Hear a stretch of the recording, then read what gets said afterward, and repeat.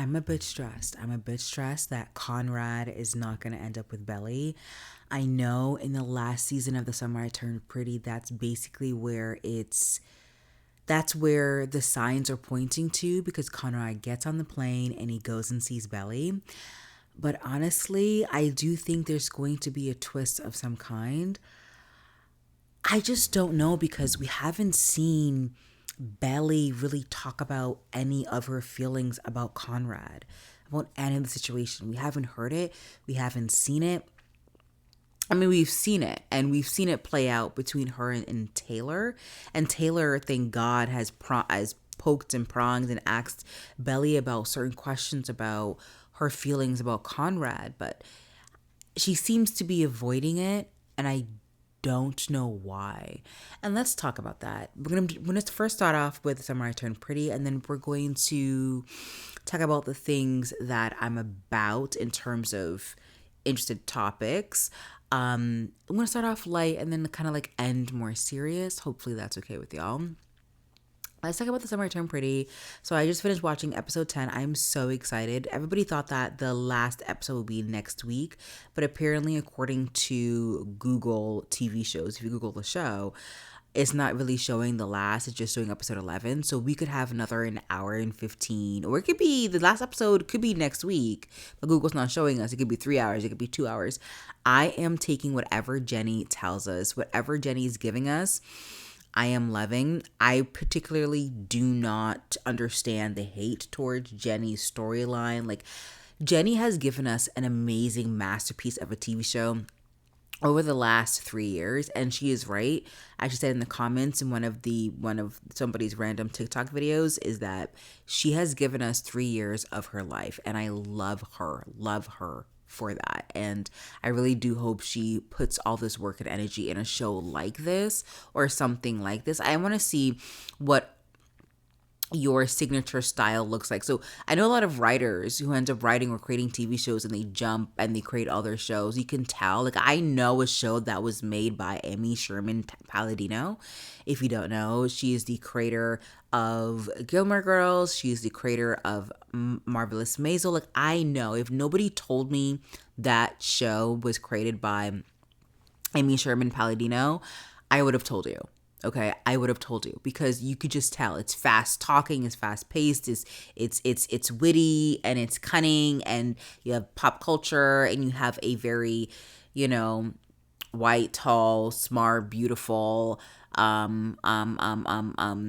very like not all over the place, but like multifaceted woman. Like, I could just tell a storyline that's like that, and the pace of the lines are quite quick. So I want to know what her signature style is, what Jenny Hans is. If I watch a TV show made by Jenny Han, if she does create TV shows, we don't know. Maybe she can go back to just writing books. I wonder if I would recognize it. Now, going back to The Summer I Turned Pretty, episode 10, I loved it. I don't know what people are talking about in regards to the show, but I loved it so much. I loved it. I loved the whole Paris feel. And it's so funny because, like, the way Belly, had a hard time in the beginning with Paris, and now she, like, really loves it. She wants to stay. And we'll talk about that. I don't know if she really wants to stay, or she's really trying to avoid her real obligations or responsibility. Like, avoid things that she needs to, like, close in her past. But it's so funny because I've heard so many complaints about Paris. Like, Paris is not that so romantic as people make it out to be. I've never visited Paris. I will one day.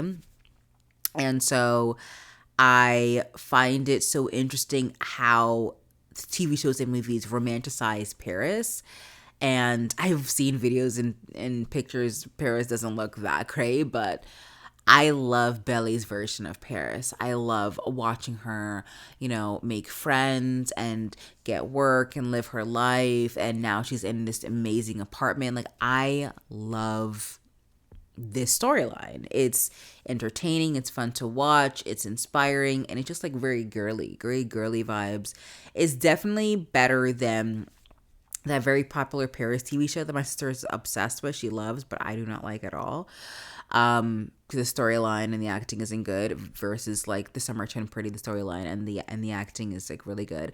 And it's funny because like I do reviews on the show on TikTok, and a lot of people, to me, has to be the funniest season on the planet. I'm sorry. It's the funniest season. Before I go back to season 10, I just want to say it is so funny. The fact that, Jeremiah's dad brought his wine that they were going to drink at Jeremiah and Belly's wedding to Thanksgiving dinner is the funniest thing.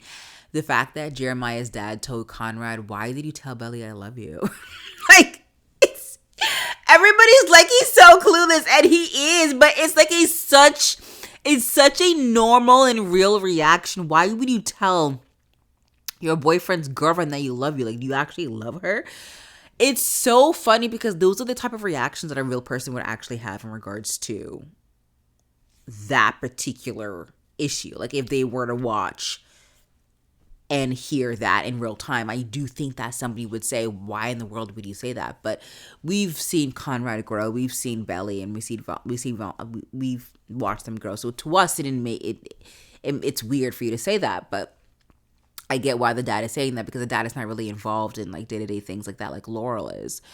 Laurel clocked it from day one that Conrad and Belly are in love, like the deep, like forever soulmate love that I so desperately crave right now, honestly. So it's the funniest season, and like Belly does act like the world does revolve around her. She finally makes her way through Paris, and now she might be getting a job as a sports psychologist, which is incredible. Even though we know nothing about that. I mean, we know why she picked it, but it's really, really random for Belly to do such a thing. But I love that not only is Belly multifaceted, like she has like very, she has interests that do not align with each other. Like, yes, she has a love interest, she has a job, she has a career that has nothing to do with any of her love interests. I find it so interesting. I think there are layers to Belly, I think, that we haven't really gotten to yet. I really do think that if Jenny really does scratch those layers of who Belly it really is, and I think that would be really interesting. All we've seen over the last 3 years is the relationship between her and somebody else. But if we just focus on who Belly is as a person, I think it would be incredibly exciting and cool to see a woman, a 3D woman, 4D woman who is not only juggling her career, but juggling love life, juggling her time in Paris. I think that would be fun to see on screen. Jeremiah finally tells Conrad, yeah, I was in love with her, but not in the way that you ever was, and you are right now, and basically gave Conrad the blessing to go to Paris and to chase after her. I agree that Conrad should do that, because I do agree that you shouldn't live this world, live on this earth without having any regrets, and go after the things that you love, even if it's risky, even if you're bored, even if not bored, but even if it's risky, even if you're tired, even if you think that you're not going, there's like a 5% chance it's gonna work, even if the odds are against you, even if your mind is telling you no, everybody's telling you no, still go for it. And that's honestly where I am personally. My mind is really good at talking me out of things that I need to do, and I don't know why, and it's something that I'm trying to combat. Side note, I learned that when you rewire your brain, you're actually growing your brain. You're teaching your brain new things. So I'm trying to rewire my brain and tell my brain, no, you cannot talk to me like that, brain. I am going to do this because I deserve this. I will do this. Leave me alone. You are a smart brain. You can do it. So I've been doing that recently for some things and pushing myself. I think I've been really... And I've only been really been uninspired in my own environment, honestly. So I'm trying to figure out ways to spice up my life, and spice up and inadvertently ways to rewire my brain, basically. Like, tell my brain, like, it's okay. You're doing the same thing every single day, but there are things that are different. There are things that are new and exciting. Anyhow, And Belly, I don't know if Belly would choose Conrad, honestly. I don't know if Belly would choose Conrad. Because who was she gonna choose? That Spanish guy? The Spanish guy is a nice guy and all. Apparently has always liked Belly from the beginning. I don't see it ever working. I don't think Belly ever sees it work. I think she sees it as like a current thing. Like a current, like strings attached, strings, whatever. You know what I mean? Strings no, what's it called? Strings no attach type of thing. Because Belly has always been a relationship girly. So she's trying like the fling thing. Excuse me. So I don't think that's actually going to work out. But I don't know what's going to happen between Belly and Conrad. Like, I would like to say that Jenny's going to give us a romantic fairy tale ending, but this season has a lot of ups and downs, and honestly, whatever Jenny's willing to give us, I will take it. Like, honestly, I loved it so much to the point that once the season is over, I might rewatch the season. It's going to be like one of my background TV shows. Like when you're doing something like, you're cooking, you're cleaning, you don't want to listen to something new, or you don't want to listen to other people's conversations, or you don't want to feel something through music, maybe you'll have something playing in the background. Like that's a really good background show. I've heard some people too who really loved this, who love the show, play the episode many times throughout the week before the next episode comes. That's pretty good too. It's a good way of keeping it alive and keeping it connected to the TV show. So far, I like how things are going. I think we get to see a glimpse of everybody's future. Like we can see that Jeremiah is a good cook. All of a sudden, he's a good cook. We've never heard Jeremiah cook in his entire life, but all of a sudden, he's a good cook. Cool. So he could open up his own restaurant. Like he hasn't finished college yet. I'm not sure if he finished college yet, but apparently he's doing, yeah, I think it's not continuing courses, right? But he's working at a restaurant as washing dishes. So you can see where everybody's going. Like obviously Conrad will become a doctor. Steven is gonna have his own multi-million-dollar company, and Taylor is going to be a fashionista. You can see where everybody's going. It's pretty cool to see a glimpse of everybody's future. So I love where Jenny's taken us. I have no complaints. I think what Jeremiah did to Belly was kind of disgusting, though, in terms of treating her like a property, an object, in terms of their relationship. Jeremiah only wanted Belly because Conrad wanted Belly and wanted her as a prize, which I find disgusting. I'm pretty sure if Belly heard that conversation, she would feel disgusted. But at the same time, Belly did it and was in love with Jeremiah. But I do think the love that she has for Jeremiah is misplaced. I think she desperately also is craving a man who wants her, chooses her, not only to her, but publicly. Like she is able to express those emotions and show that day in and day out through rough and hard times. And Conrad, at the time when Conrad and Belly was dating, he was not able to do that, right? So now Conrad has made a lot of self-development. He's grown a lot, right? He's grown a lot throughout the years. And because he's grown a lot throughout the years, he's learned his triggers, his strengths and weaknesses. He's actually worked out a lot of the criticisms that people have had of him, right? The fact that he's moody and broody, he doesn't really talk, he doesn't express himself. And as time has gone by, like he's shown to Belly that no, I am expressing myself. I will express myself to you. I'm ready to be in this. And he's put his entire heart in these letters that he's writing to Belly, right? He's writing these letters to Belly, telling her exactly how he's feeling in the moment. I find it the most romantic thing ever, especially when he shipped her the bear with the necklace. And I love that line. I forgot that line, but he goes, I'm thinking of you. All I do is think of you. And I just don't. But I think that's so interesting. Like Belly didn't take the time to respond in her own letter with her own thoughts, but she decided to write a postcard instead and give him his address, saying, "Come to Paris to come do what? Declare your love, and then what?"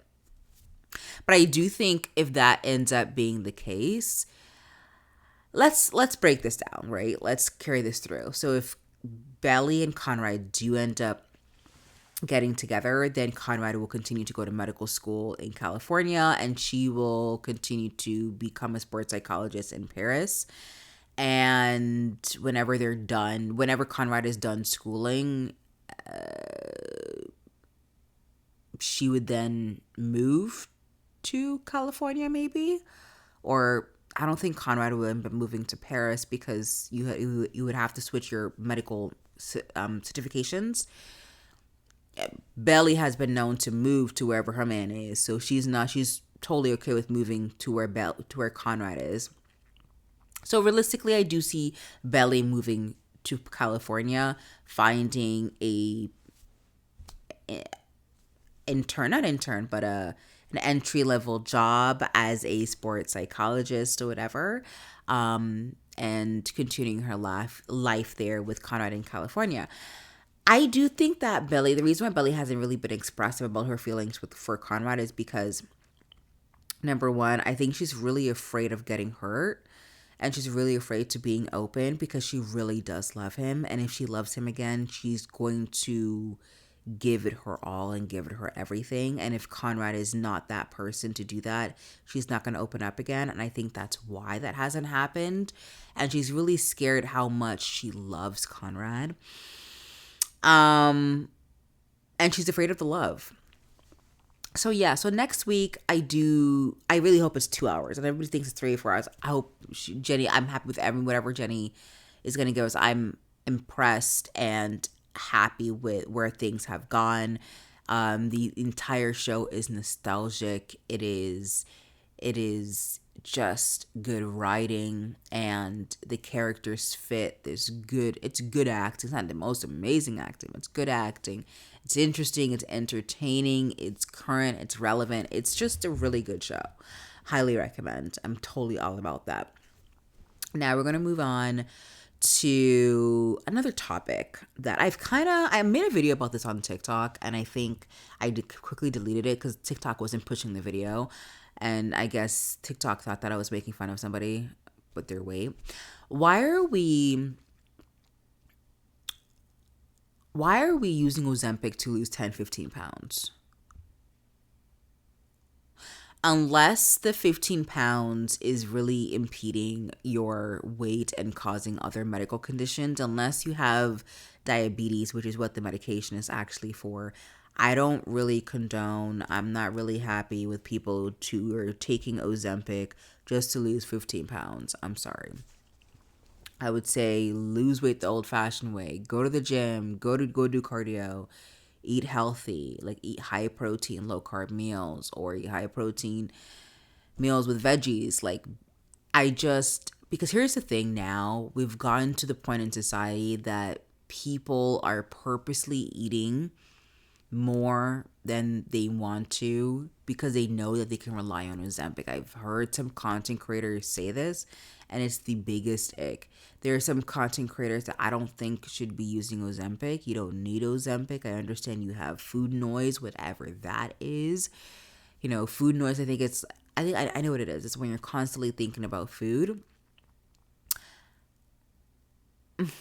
I get that, but as people who need to eat 2-3 times a day, we make our own meals. It's naturally to think about food. But if you're constantly hungry, then you have to then train your metabolism, train your body to not be hungry like that again, right? So there are ways to do it without Ozempic, and everybody's like, "But I've tried everything." No, you haven't. Unless again, the pounds are really impeding your health and is making your health worse and has created other medical conditions, your doctor is recommending you need to try it, then that's fine.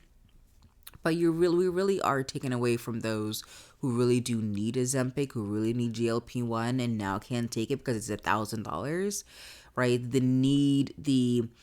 What's the word? The demand of the product is exceeding the supply. The demand of the product is increasing the price of the product because everybody now wants it. Now they're going to charge it $1,000. There are, derivatives of Ozempic that you can take and pay for a monthly fee, but it is $1,000. And I just don't like that. lose weight the old-fashioned way, y'all. It's a lot of work. It's a lifestyle. You can do it. I can do it. It's all good. It will work. So yeah, I've been like all about that particular topic. It's just something that's been on my mind. A lot of people have been coming out recently saying that they're on Ozempic, they're on GLP-1. There are those who've been trying. I just dibble dabble in it. I just want to. I just find it like a slap in the face for those who truly do need it, and they're probably watching your videos. I wish I could dibble and dabble in it. I would have lose 20 pounds by now, and A B C D E would have dissipated in my body. Like, I just I feel bad for those who are watching it or who don't have money for Ozempic and a GLP-1. I find it disgusting. Moving on disgusting, let's talk about Charlie Kirk. Let's talk about it. So, as we know, Charlie Kirk was murdered when he was doing a speech on a campus, and it was now found that a white boy, 22-year-old white boy, was the one who got the weapon and did that to Charlie. Now, there are a lot of reactions that have come that have been, exposed or shown, displayed based off of Charlie Kirk's death. One of it is the fact that people are quite sad. People are quite sad. People are really friends with Charlie. There's some people who are numb to Charlie, which we'll talk about. The other people are, I wouldn't say they celebrated his death, because a lot of people love to use that phrase. They're happy, not happy that he died, but they're relieved. I think relieved is a good word. I think I heard somebody here. I think relieved is a good word. And there's people who are no different, are indifferent. So let's talk about the ones who are relieved. Now, people say like, oh my God, we're celebrating his death. It's not about celebrating his death. It's the fact that when people saw that video, and I have not watched it, and I will not watch it, because why would I watch a graphic video of someone dying? But when somebody after watching that video, the marginalized groups, the marginalized people, Black women, trans, the gays, women, like racialized people, marginalized groups, watched that video and watched a man who spewed hate and disgusting things to them day in and day out, and made a platform, made a business, made a career off doing that, and saw that he died. People thought that his rhetoric would also die with him. That's not the case, obviously. His rhetoric will continue to live because a lot of people who also think like that, right? He has millions of followers because he's a big time political commentator because he has millions of followers, right? And he has a platform. And then there are the people who don't feel anything because it's like they don't know him. They just look at him as like another person who died, like as part of this political violence, this violent era that we're in the United States, which is, again, I'm in Canada, FYI. Of this violent era in the United States where people are dying nonsensically, no reason. There's school shootings.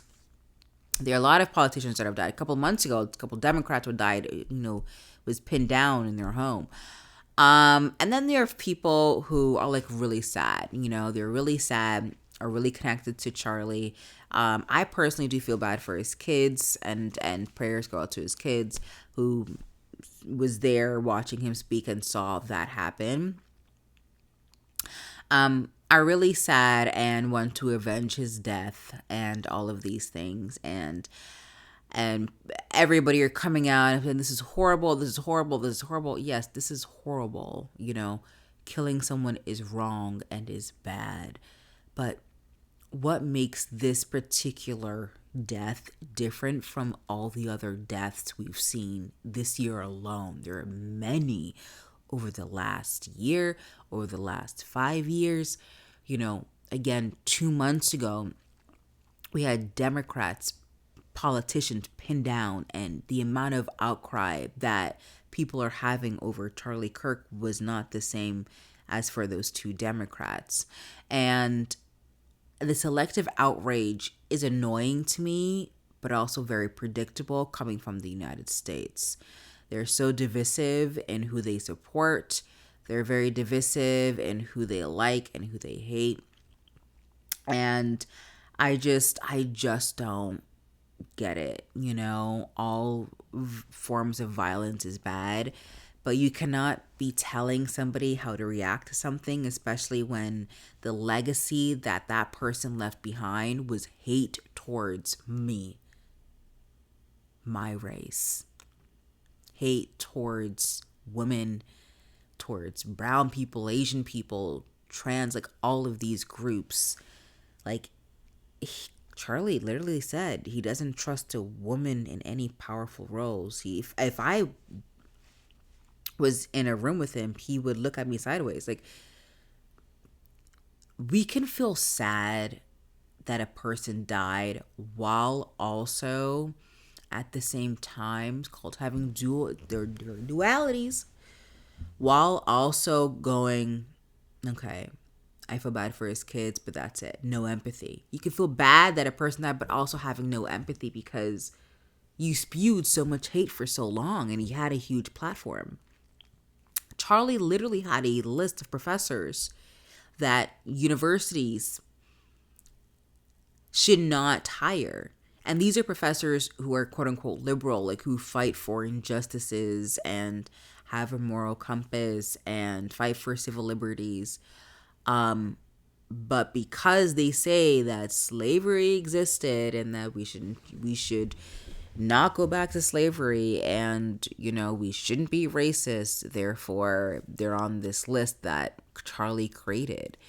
And like, it's just, I don't get the selective outrage, and I myself feel bad for a man like that has died, as any human would, and I feel for his kids, but the legacy that he left behind was horrendous. People are now coming out online and saying he's a great man. Maybe to his kids, he was probably a good man, To me, he wasn't.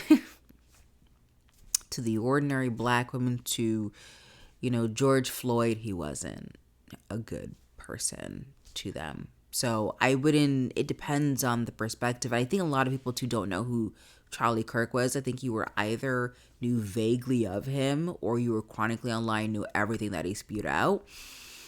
And then you have like another conversation of like the liberal political commentators who are giving empathy and showing their condolences to him and his family. But that's what we have to do. We still have to fight against political violence. Political violence is bad.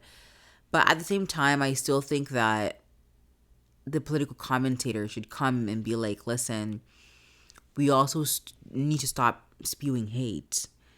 And the hate is usually not coming from the liberal side or the Democrat side. It's always coming from the Republican side in the U.S. Always. And I don't pay a lot of attention to the U.S. politics, like vaguely. And I could just like know what's going on. And I also don't understand like why the U.S. doesn't have gun laws. And they act like a different person does this each and every time. It's always a white male who lives 15 minutes away from the shooting that ends up doing this. Literally. The same type of person who joined some far right group and is a fan of the president. Like, what are you guys doing over there? It's just really disgusting to see. So if you are a fan of Charlie Kirk, good for you. But you cannot tell a black woman, a marginalized woman, a racialized person how to feel about someone dying when the person who died has hated their entire existence. You can't. Because it doesn't make any sense why. You can't. If you want to feel bad and feel sad, cool. But like, and also too, like people are like, oh my God, but it's so sad. I can't believe that happened. Yes, but a lot of deaths has happened though. Why this one? Why is everybody so up in arms over this particular death?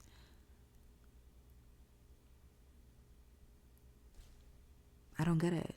It is sad and I feel bad, but why are we all up in arms over this particular death when there are many deaths that occurred over the last year? And that's the question I have for you. And I think some of you guys probably are more emotional than others because of the video, right? I think a lot of the times we don't see the actual shooting, and the fact that the video was so accessible, everybody saw it. I didn't see it again. A lot of people saw it. Everybody had more physical, emotional, visceral reactions, and that's fair. Like, you just saw a shooting. But to say and come out and be like, Charlie was a great man, and we need to do something. This is so this is so different and crazy. It's not. Yes, it's different in the sense that someone got murdered, but like a lot of people have gotten murdered politically in the last few months alone, nationally and internationally. Are we going to talk about what's going on with the war with Israel and Palestine? Where journalists are being murdered. I'm just saying. I don't get it. So yeah, I mean, those are the thoughts. Those are the thoughts that I've been about. Those topic of conversation and discourse. That's been percolating my brain. I wanted to discuss with you guys. Like, let me know your thoughts and your comments. Thank you so much for tuning in. If you stayed this long to the end of this podcast today, put a heart down below and leave a good thing, a comment of a good thing that happened to you this week. And I'll see you guys next week. Ciao. Bye.